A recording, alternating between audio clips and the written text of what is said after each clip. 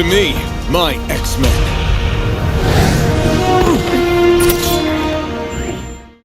The X-Men are one of the most popular superhero teams in the world, right alongside the likes of the Avengers and the Justice League. I mean, nobody can argue that their fame isn't well-deserved, considering their legacy and just how endearing these characters have been to fans ever since their inception. However, the world of mutants in Marvel Comics expands well beyond the X-Men and has only continued to do so over the years. Thanks to this, while most people might think that the X-Men are the most powerful mutants in Marvel, let me tell you, that couldn't be further from the truth. As you're going to learn in this video, some of the strongest mutants to ever exist have never been affiliated with the X-Men, let alone featured in an X-Men film. So join us in this video as we bring to you 8 of these insanely powerful mutants who for some reason have never made it to the silver screen. It's going to be a good one, so let's get into it. Marquis of Death, Clyde Wincham. There are a lot of reality warpers in Marvel Comics, but we can honestly say that none are as powerful as the Marquis of Death. And let us tell you why. We think the origin of the Marquis of Death is one of the more fascinating ones out there. Before he became this villain, the Marquis was a human called Clyde Wincham who lived in a universe where he was the only one who had superpowers. One day, a young Clyde used his reality-bending powers to resurrect his dad, which leads to his mom freaking out and hitting him on the head, giving him brain damage. I mean, I can understand freaking out seeing your long-dead husband come back to life, but she really didn't have to do her kid like that. Anyways, this leads to Clyde being put in a mental asylum to spend the rest of his days with only comic books to keep him company. However, those are taken away by the nurses as well, leading to Clyde literally plucking out all the Marvel heroes from their main continuity into his world. You can imagine the sheer level of confusion and chaos that follows, but thankfully,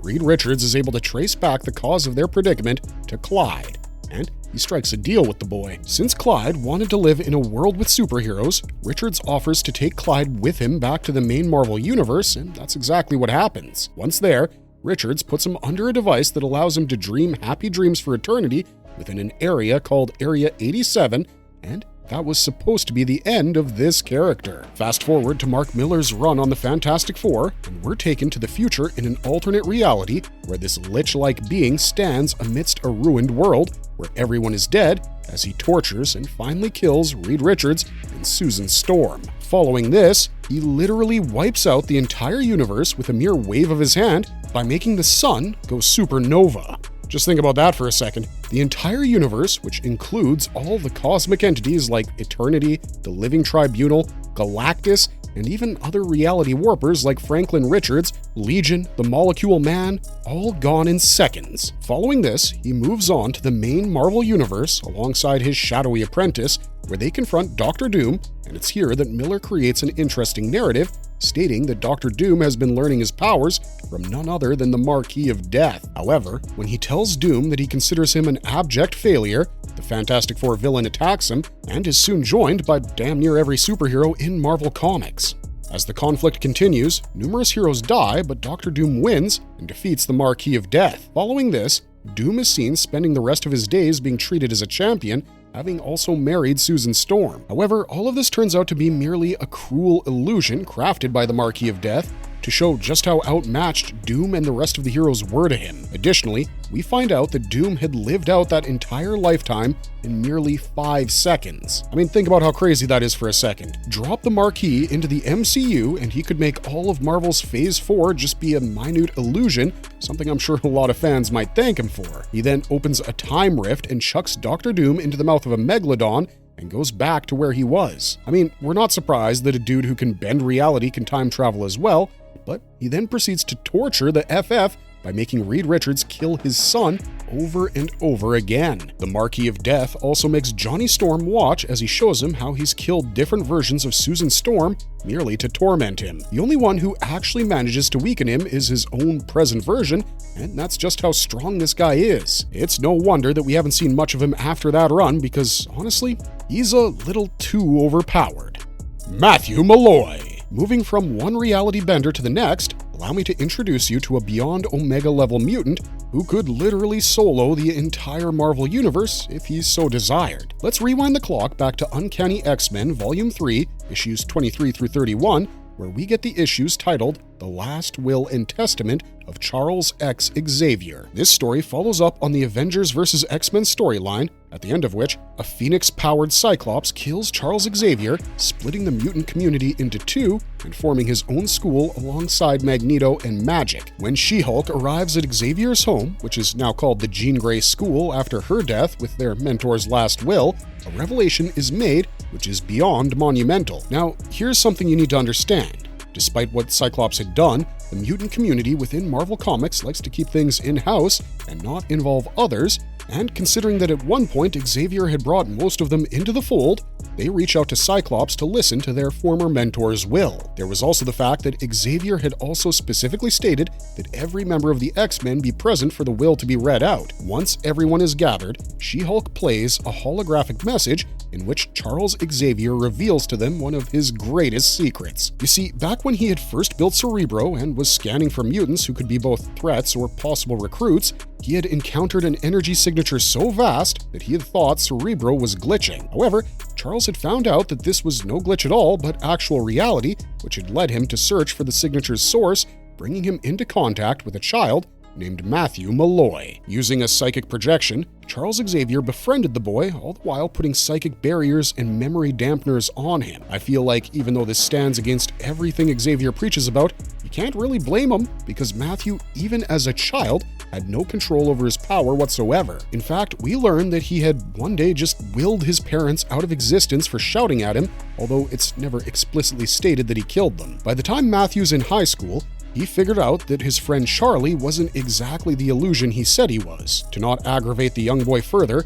Charles Xavier finally reveals himself to Matthew, leading to the boy agreeing to let Xavier finalize his barriers, allowing him to forget that he was a mutant of such awesome power. The problem now lay in the fact that, with Charles dead, the barriers in Matthew Malloy's head had begun to crumble, leading him to become extremely agitated and scared. This leads to him wiping out an entire city block after he loses control due to his sister-in-law's nagging. Obviously, we don't need to tell you that S.H.I.E.L.D. gets involved, and Maria Hill's interrogation triggers Matthew further, leading him to experience another episode wherein he kills all of the S.H.I.E.L.D. agents sent to apprehend him. Hill then recruits an Omega-level telepath named Exodus to take over Matthew's mind. However, when Malloy senses Exodus probing his brain, he just telepathically snaps his neck. Remember, this is an Omega-level mutant who Matthew killed with a mere thought. I mean, if that's not OP, we don't know what is. Also, did we mention the fact that when S.H.I.E.L.D. does manage to catch him off guard, incinerating him to ash and bone, Matthew simply resurrects himself back to life. He then proceeds to kill all of the X-Men with zero effort after they lash out at him thinking that he had killed Cyclops and Magic. The thing with Matthew is that his power source lies in another dimension, which makes him able to warp reality beyond the confines of the reality he inhabits, unlike reality warpers like Franklin Richards, who need to work within the scope of their own reality. In our opinion, this makes him infinitely more powerful than Franklin, who's already insanely strong. In the end, his creator, Brian Michael Bendis, writes himself into such a hole that they use time travel to resolve his character. A mutant called Tempest, with the ability to travel through time, goes back to the time before Xavier had died and convinces him to make sure that Matthew's parents never meet. Xavier does so, leading to Matthew ceasing to exist and making everything that had happened so far seem like it had never taken place. I mean, we love a lot of Bendis' work, but that's just lazy writing in our opinion. Regardless, for the brief period he did exist, Matthew Malloy was one of the most powerful beings to ever exist in the Marvel Universe.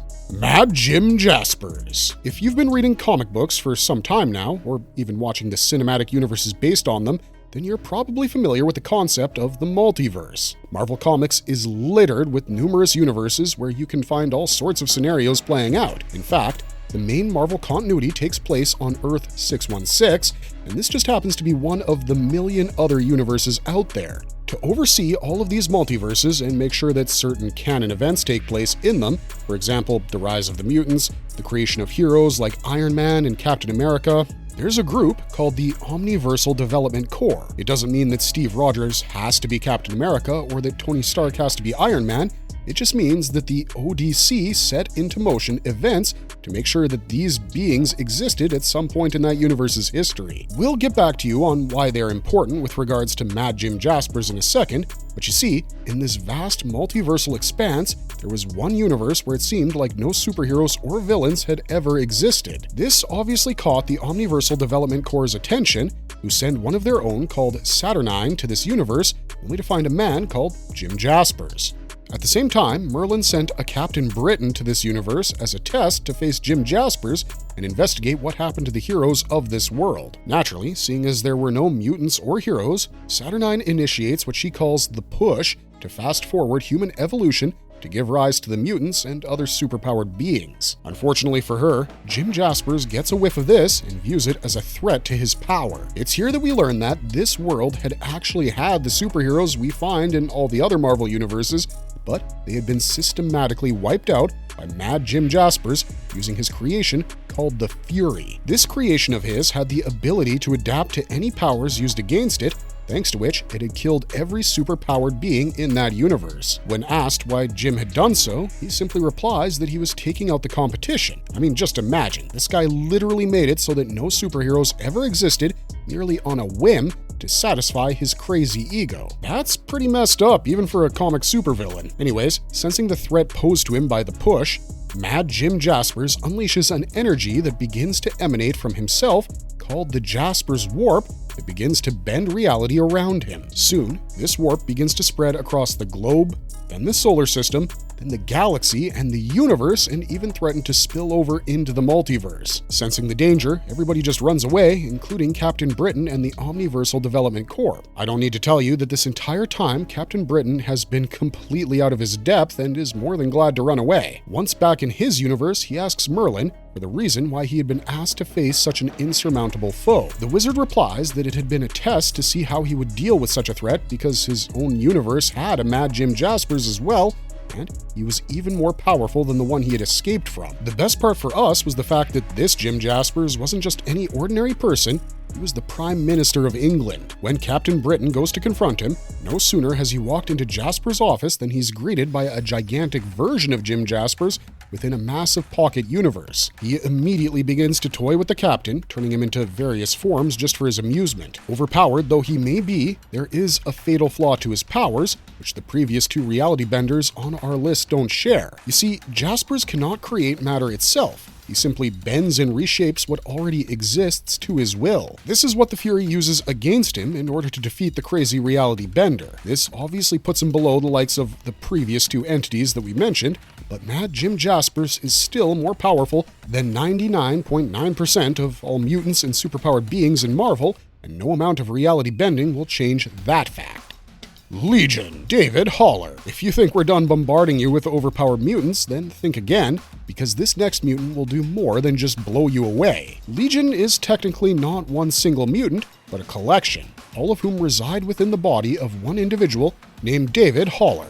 David is the illegitimate son of Professor Charles Xavier and Gabriel Haller, who had been working in a ward in Israel trying to help victims of the Nazi Holocaust. Drawn in by their emotions, the two have an affair, leading to David's eventual birth, although Charles Xavier remains oblivious of it for a long time. David leads a pretty ordinary life for the most part, with his powers yet to manifest, but all of this changes when his mom and he are attacked by a terrorist group.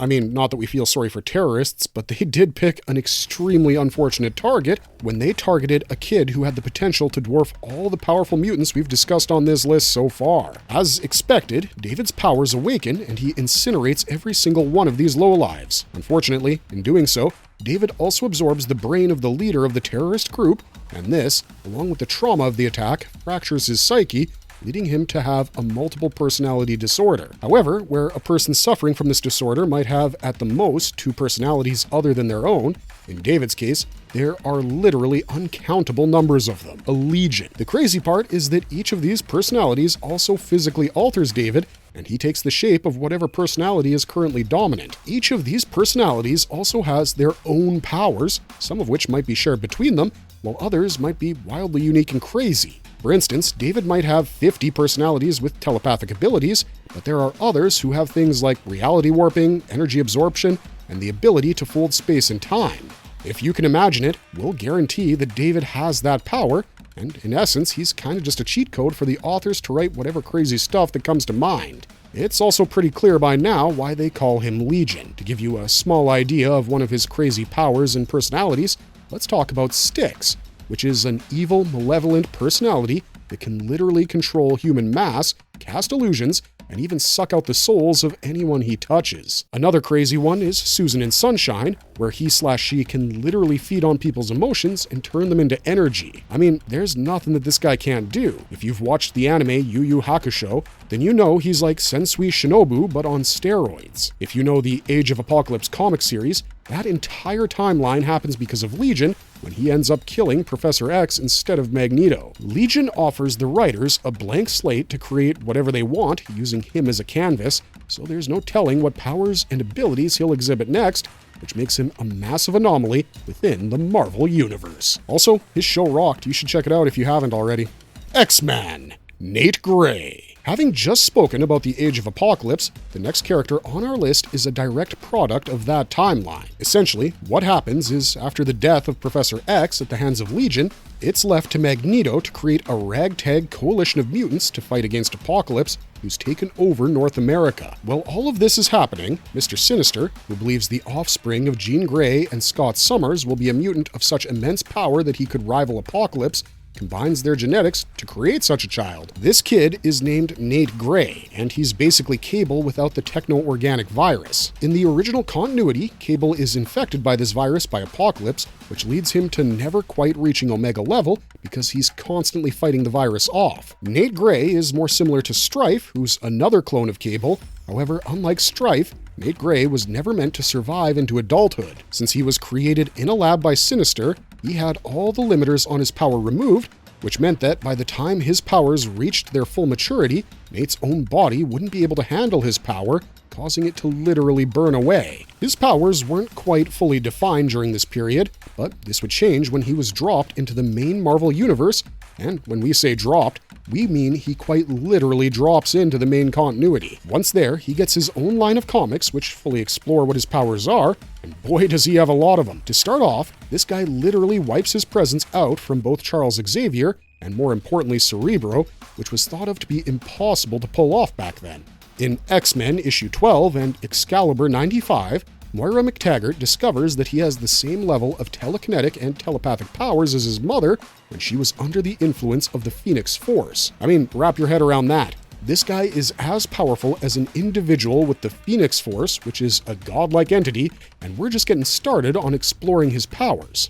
Nate can understand all the languages of the world, he's able to detect emotions left on objects touched by others, this guy can detect rifts into space and time, and as if all that weren't enough, he can also leave his body to journey to the astral plane to get a glimpse of the future. Nate can also manipulate chemicals within someone else's body, and in one issue, he uses that power to cure a girl's cancer. We weren't exaggerating when we said he had a laundry list of powers.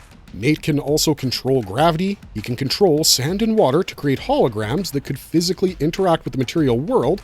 He literally destroyed an entire city while having a nightmare, and I mean, come on, how much crazier can this guy get? Well, the answer is a lot crazier. Nate Gray can enhance the powers of all the mutants around him, he can control the light molecules to render himself invisible, he can phase through solid objects, emit concussive blasts that can destroy things at an atomic level, he can break barriers between dimensions, and he can even manipulate gravity. We're pretty sure that's the whole list, but we're not even 100% sure. I mean, they call this guy the X-Man, and we think it's pretty evident why. Hope Summers. The creation of Hope Summers actually ties all the way back to Marvel's old editor-in-chief, Joe Quesada, and his wish to reduce the total number of mutants, as he felt that there were just too many of them out there to be used meaningfully. His solution to this problem was the House of M storyline, which focuses on Scarlet Witch kidnapping Professor X and using his powers to read the minds of every prominent hero, and then using her abilities to alter reality to grant them their greatest wish. The series ends with the Scarlet Witch undoing her manipulation, but not before she utters the now iconic line, "No more mutants." It seemed like a staggering blow to the status quo, but due to the obvious popularity of characters like Wolverine and the X-Men, they couldn't get rid of all the mutants. So what happened was the mutant population was essentially reduced to around 198. However, long-term comic book fans will tell you that nothing is ever permanent in comics, and so it was by 2007, after years of fighting off extinction, Marvel decided to repopulate the mutants. To this end, they launched the Messiah Complex event, where we saw the birth of Hope Summers, who was the first mutant to be born in Marvel Comics after the conclusion of the House of M series. The first time we get a hint about her incredible powers is when Professor X is completely overwhelmed by her energy signature while using Cerebro during her birth. This leads to a wild goose chase between the X-Men and William Stryker's henchmen, as well as Mr. Sinister's Marauders as they all try to find her. The Messiah Complex storyline would further go on to establish that, due to Bishop's timeline, Hope had wiped out over 1 million humans in what is called the 6-Second War. I guess we're starting to get into the level of power she possesses. This massacre actually leads to the launch of the Sentinel program, like you might have seen in the Days of Future Past storyline. Furthermore, Hope Summers is shown to be completely immune to Rogue's ability. Another thing about Hope's powers is that not only is she immune to Rogue, but she's also infinitely more powerful than her regarding mimicking the powers of the mutants around her. For instance, during one particular battle, Hope was able to combine the abilities of Archangel, Colossus, and Wolverine. Not only that, she's able to use the peak versions of the powers she copies with no restrictions or drawbacks. Hope doesn't need to touch those mutants, and she doesn't get their memories clouding up her mind. She's also able to crank those superpowers to their limits, often using them at Omega levels. Remember when we said that she's tied to Bishop's timeline, and due to this, she's hunted by him so that he can kill her to prevent his timeline from ever happening? Well, thankfully, the X-Men's other resident time traveler, Cable, believes that Hope is literally the hope of all mutant kind, so he rescues her as a baby and names her. But despite this, the three eventually clash. During this fight, in a totally awesome display of her power, Hope completely overwhelms Bishop by overloading his ability to absorb energy. And I mean, if you've read the comics, you know Bishop is no slouch, so this is an insane feat for her. To give another example of just how powerful she is, remember when we mentioned Strife earlier, Cable's perfect clone? Well, this Omega-level mutant claims that Hope exceeds his own powers, especially in terms of telepathy and telekinesis. In fact, he says that her potential in this regard is so high that at some point, she would be able to manipulate the very molecules of reality itself, allowing her to bend them to her will. That's not even the extent of her powers, though, as Hope Summers is also shown to be part of the Phoenix Force and even goes on to take the position of the White Phoenix of the Crown. In that form, she's literally able to create and destroy entire universes and has control over all lives across the multiverse. You have to understand that at this level, she's on par with the likes of the Living Tribunal, who's a cosmic freaking entity. Not to mention the fact that thanks to her ability to copy powers, she kinda has the powers of every single mutant in existence at their peak version, and we've already shown you what some of the more powerful mutants possess in just this video itself. The more we think about it, Hope Summers might just be the most overpowered mutant on this entire list. Mr. M. Absalom Mercator. While the mutants we've talked about so far have been fairly popular, this next entry is about a character who might not be as well known to most people. Mr. M, or Absalom Mercator, is a mutant who first appeared in the District X series written by David Hein. While his origins aren't fully fleshed out, what we do know is that he was originally from Belgium, where he had turned his cousin's bully inside out just by touching the kid. Following this, his parents had kept him hidden and smuggled him into the US, where he's lived ever since. The idea that Hein tries to present to us is that Mr. M has existed within the Marvel Universe since the very beginning, but he has never truly chosen to reveal himself to the world. Due to his power levels, he was one of only 198 mutants who survived the House of M and had come to reside within District X within New York City. The mutants had basically built a community within this district,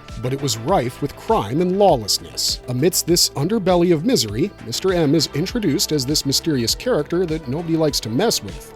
He's the silent protector of the weak within that community, using his powers to heal and bring relief to those in need. Absalom does this by using his ability to alter matter at a molecular level, which means he can change the property of anything to something else that he desires, whether organic or inorganic. According to Mr. M himself, he has the ability to literally create a nuclear blast out of thin air by manipulating the air molecules. I mean, it's quite clear that there's a reason why the people in District X both respect and fear him. This run of comics was super short-lived, however, and we follow his story next in the Decimation series, in which all of the mutants are living within the Charles Xavier Institute, which is where he appears next. Absalom is seen going through the school, offering healing to any mutant who wishes to appear normal. At one point, he tries to recruit the inhabitants and take them someplace else to live. This doesn't sit well with Cyclops and Emma Frost, who want all the mutants to live under the same roof so that it's easy to protect them from incessant genocide attempts. Even as the battle commences, despite his powers,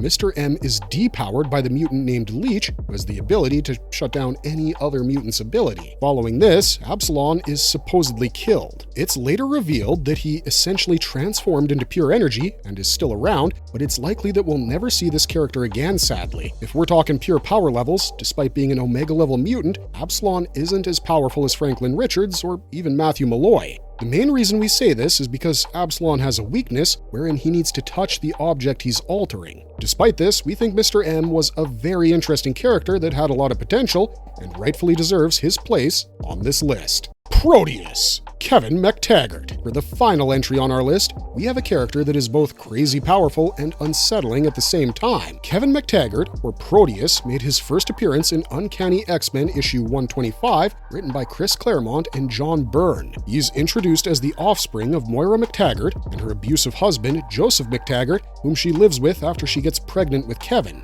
Upon realizing the true nature of her son's powers, Moira keeps him locked in isolation within a room that feeds him constant energy in a research facility on Muir Island. You may have already guessed that this guy needs to feed on a constant source of energy to be kept alive. One thing leads to another, and during a battle, his cell gets weakened, allowing him to escape, and it's here that we learn that Proteus has the ability to possess the bodies of others and absorb their memories. Unfortunately for him, doing so quickly burns through his host's life force, which results in them dying, creating the need for him to find new hosts constantly. I think you understand why I said earlier that his powers were unsettling. During this time, he even tries to take over the body of Jean Grey, who fortunately has the Phoenix Force within her, thanks to which she's able to resist him. Ultimately, he's punched into oblivion by Colossus because he's weak to metal for some reason. However, as we already said, nothing remains truly dead in comics, and Proteus has made a number of appearances since then. In his later runs, he's shown as being composed of pure energy and having the ability to warp reality as he sees fit. However, unlike the Marquis of Death or Matthew Malloy, Proteus needs to be able to see and focus on things that he's warping. In our opinion, this doesn't make him any less dangerous because he once almost converted all the iron in Magneto's blood into lead, melted Bobby Drake, and even survived full-powered blasts from both Cyclops and Havoc. There's also the fact that since he's made of pure energy, Proteus, despite his weakness to metal, cannot truly be killed, making him essentially immortal. I mean, the dude's practically an immortal energy vampire with the ability to warp reality, and while he might not be on the same level as some of the other characters on this list, and he might not enjoy the same level of fame as them, we think he's more than a fitting character to end this video on. The Merry Mutants of Marvel Comics have essentially been a blank canvas on which the writers can paint any picture that suits their fancy. This has led to the creation of some of the most intriguing characters to ever grace the pages of a comic book. While the world fawns over the X-Men, there are mutants out there who are far more powerful and dangerous than any of Professor X's protégés, at least in our opinion. I hope that with this video, you were able to see just how wide the spectrum really is when it comes to mutants in Marvel Comics. I think we can all agree that any of these characters could solo the entire MCU, which is probably why we'll never see them, at least in their comic book versions, on the big screen. Let us know which one of these characters intrigued you the most in the comments section down below, but with that, we've wrapped up today's video. If you liked it and you want to see more stuff like it, don't forget to hit that like button, subscribe to the channel, and turn on notifications because we've got a lot more exciting videos coming your way very soon.